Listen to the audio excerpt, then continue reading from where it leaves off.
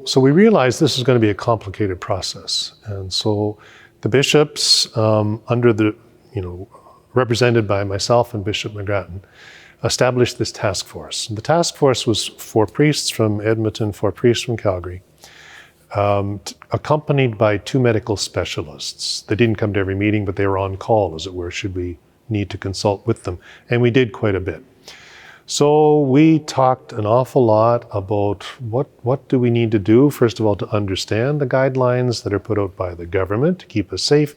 How do we align all of that with liturgical practices so that we're balancing 2 things, keeping people safe and having a worthy and a reverent celebration of the Eucharist, because it always remains the Mass and therefore worthy of our full respect and reverence and so on. Anybody who reads the guidelines will see that there's a lot of detail there.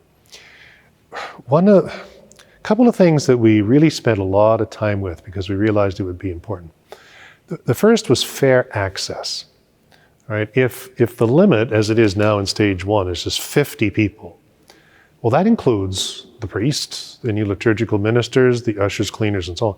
So the actual number of parishioners will be actually less than 50. And when you have, well, it doesn't matter what size congregation, that means coming up with some kind of system of fair and equitable access. We can't just have everybody show up and expect a seat. It's not going to work that way. And yet, in our parishes, there's different levels of resources. A lot of parishes, because the donations have just fallen right off, they've had to lay off temporarily a lot of staff. So they may not have staff any longer to answer the phone, to pick up emails, or whatever.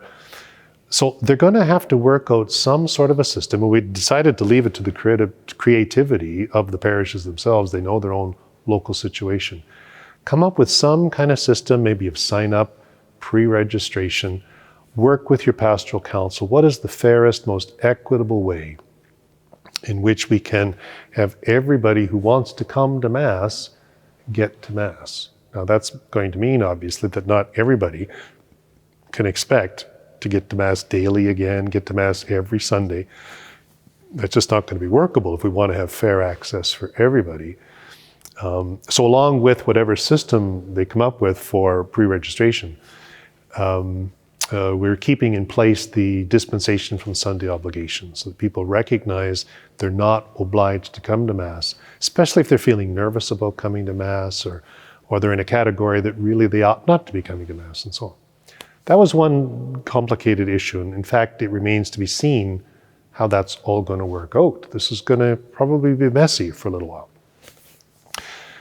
The other delicate issue is the reception of Holy Communion. And the bishops have made the determination here in Alberta that we will be distributing communion for reception only under the one species, the body of Christ. We won't be distributing the precious blood. And reception will be in the hand only, not on the tongue. Now that's a very sensitive, delicate matter for a lot of people who choose only to receive on the tongue. And it's their right to make that choice. The Church is very clear. They have a right to receive communion only on the tongue. But the bishops also recognize that in law, we have the responsibility as bishops to direct the exercise of those rights for the sake of the common good. So it means that in different circumstances, the bishop may have to decide that for the sake of the common good, temporarily to restrict a particular right that is accorded by the Church to the faithful. Well, certainly based on the preponderance of the most recent medical advice we have heard about the way that the virus is carried, it is very clear to us that this is an occasion in which we have to exercise our responsibility and restrict the exercise of this particular right, reception of communion on the tongue, for a temporary period. So we're asking people to be very, very patient and understanding of this, and to take this in that spirit of charity and concern for their brothers and sisters. The common good issue here is the health and the safety of everybody. So I would say those were the 2 things that we had the most back and forth on. Probably some others that I'm not thinking of right now because there's so many details.